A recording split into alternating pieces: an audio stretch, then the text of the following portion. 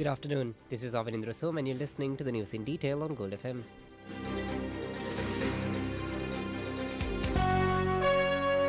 The news headlines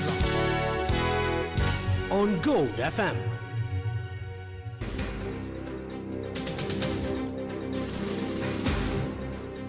Deadly New Year season takes 120 lives.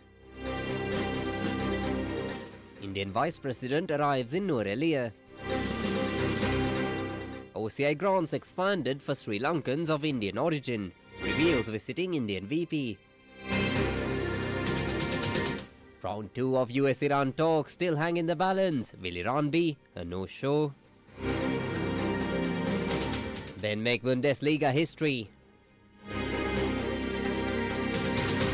Gary Kirsten takes charge as Sri Lanka cricket head coach.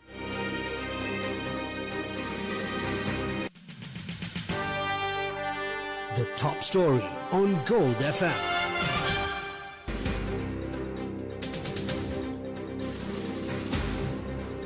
Iran has promised to retaliate after the United States seized an Iranian-flagged cargo ship in the Strait of Hormuz after disabling the vessel with gunfire during a high-stakes interception. US forces fired on the Tauska, blowing a hole in its engine room after the crew reportedly ignored 6 hours of warnings to comply with the naval blockade. Marines from the USS Tripoli launched a helicopter raid to board the sanctioned container ship, which is now in full US custody as personnel inspect its cargo. President Donald Trump confirmed the military action via social media, stating the ship was stopped right in its tracks after refusing to listen to fair warnings. The escalation comes as the president issues a fresh ultimatum to Tehran, threatening to knock out Iranian power plants and bridges if a peace deal is not reached. While US officials argue such infrastructure represents legitimate military targets, human rights advocates warn that striking civilian energy and transport grids could constitute war crimes. Iran's top military headquarters, Khatam al-Anbiya, described the interception as an act of armed piracy and a violation of the current ceasefire. Despite the military confrontation, Washington is pushing for a new round of negotiations scheduled to take place in Pakistan. Vice President J.D. Vance is expected to lead a high-level delegation once again to Islamabad tonight, accompanied by advisors Steve Witkoff and Jared Kushner. However, Iranian state media reports that Tehran currently has no plans to participate in the talks, citing the ongoing naval blockade and aggressive rhetoric from the White House as primary obstacles to diplomacy. Meanwhile, Iranian lawmakers are moving to formalize their grip on regional shipping by introducing a bill to strictly control the Strait of Hormuz. The proposed legislation would prohibit any vessels associated with Israel and demand compensation from hostile countries before granting passage. As the US maintains its blockade and Iran threatens to shut down the world's most vital oil artery, the White House has framed the upcoming Pakistan summit as a final diplomatic off-ramp to avoid a return to full-scale regional war.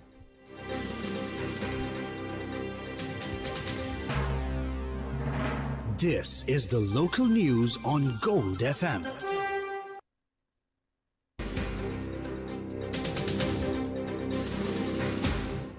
Now, energy connectivity was very much on the agenda as the visiting Vice President held talks in Colombo.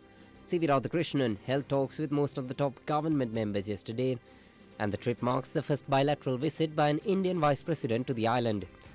Discussions in Colombo pivoted towards future economic integration with a heavy emphasis on digital infrastructure, connectivity and energy. Addressing the media, VP's talks, India's Foreign Secretary Vikram Misri outlined a major multinational energy hub proposed for the port city of Trincomalee.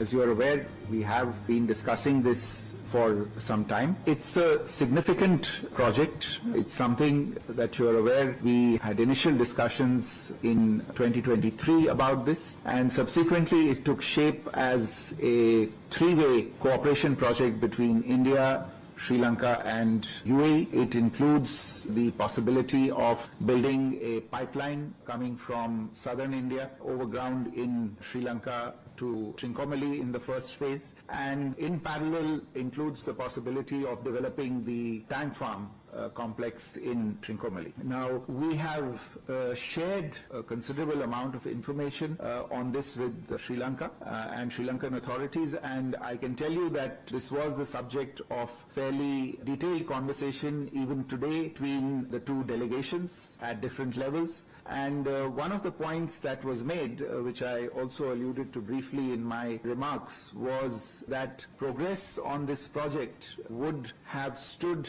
in really good stead, especially at a time like this when both energy prices and energy availability are becoming a difficult question for several countries around the world, especially in this region. So clearly there is no further time to lose in making progress on strategic projects such as these.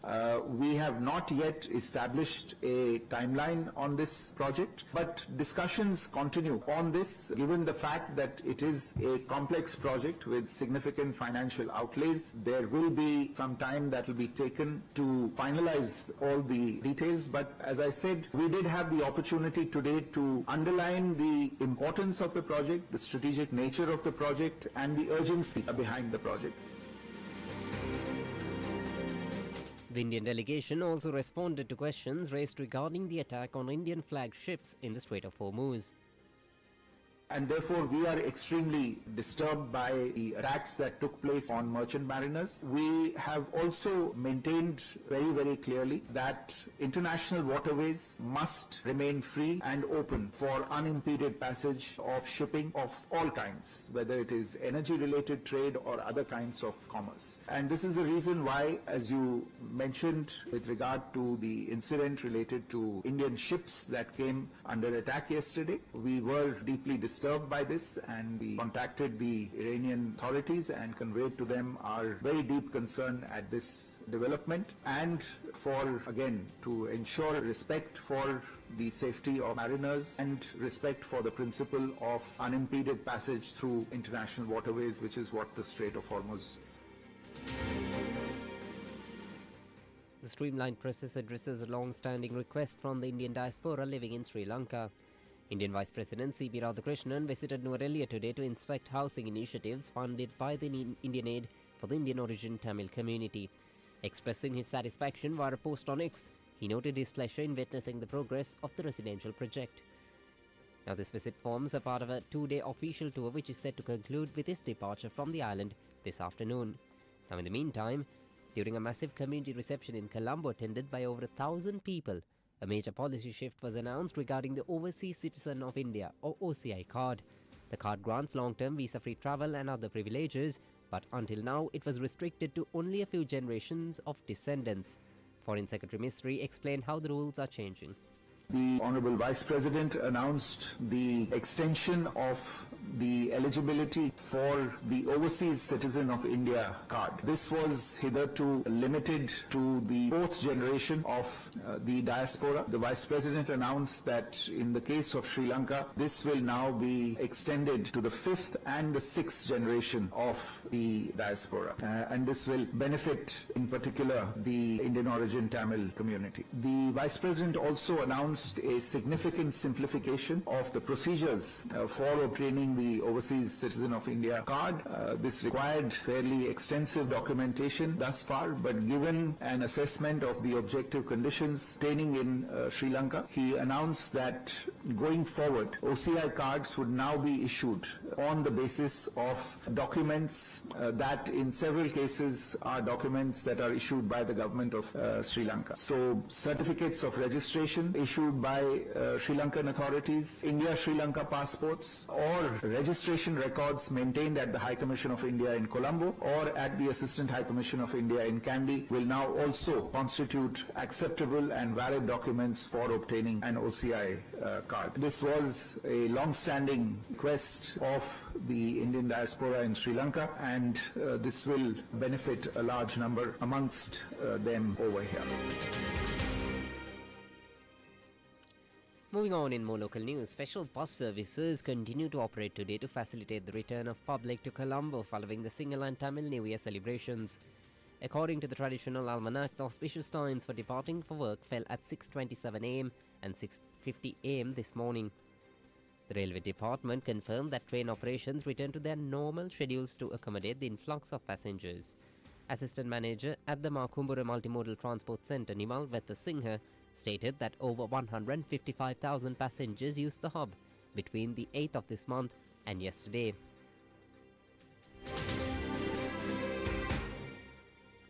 A significant rise in road fatalities and drowning deaths this year's season compared to last year was reported.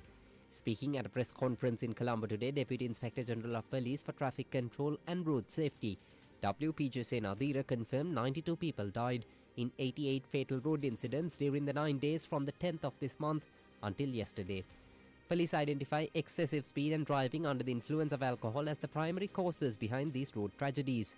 The death toll from the drownings also saw a sharp increase, with 30 fatalities reported since the 12th of this month. This brings the total loss of life from both road incidents and the drownings to 122 individuals throughout the festive period. Authorities attribute the high number of drownings to people bathing in unsafe locations.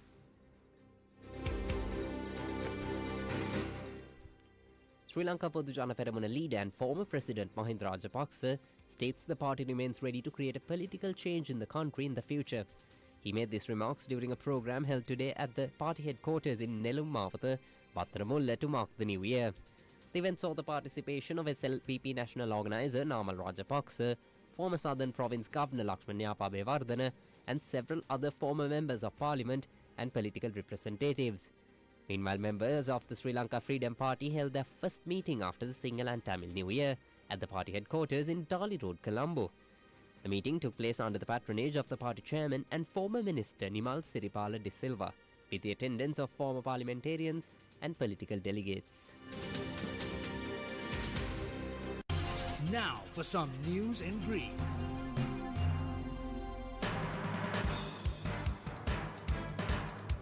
The second school term for government and government-approved private school Sinhala and Tamil schools begins today alongside the fourth stage of the first term for Muslim schools.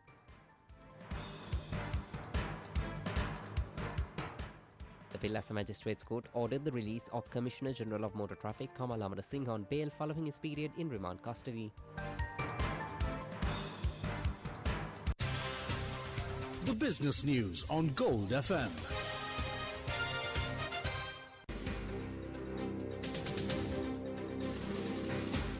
Global oil prices surged once again today after the United States seized an Iranian cargo ship, sparking fears of renewed hostilities. Brent crude rose to $95.46 a barrel, while West Texas Intermediate climbed to $88.86 as Tehran rejected further peace talks.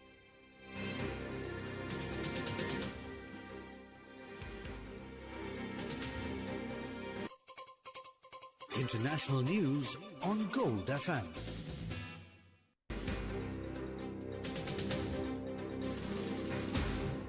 A gunman killed 7 of his own children and an 8th minor in Shreveport, Louisiana, on Sunday before being fatally shot by police following a vehicle chase.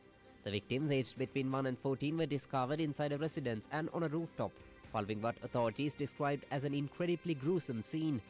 Police identified the suspect as Shamar Elkins, who also shot and seriously injured 2 women during the initial rampage. The latest tragedy brings the total number of children killed in mass shootings across the US this year to 79. Entertainment news on Gold FM.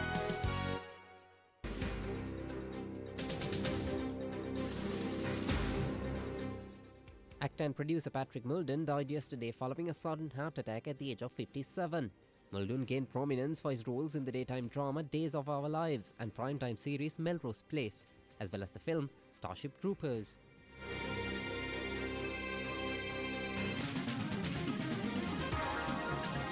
Sports news on Gold FM.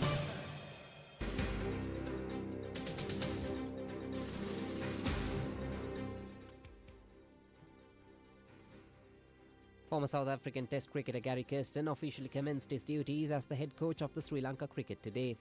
He met with the national team players and the coaching staff this morning at the Cricket Development Centre located at the R. Premadasa Stadium. This engagement marks the start of his tenure following his appointment to the position for 2 years, effective from the 15th of April. Bayern Munich secured its 35th league title on Sunday following a 4-2 comeback win against Stuttgart at the Allianz Arena.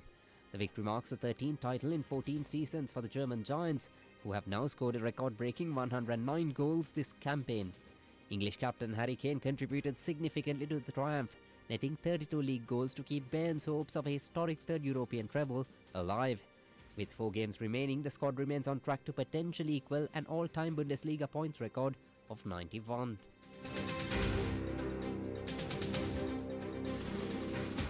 And that's all the news for now. Stay tuned to Gold FM for the latest updates. I'm Avinindra Soma for Gold FM News.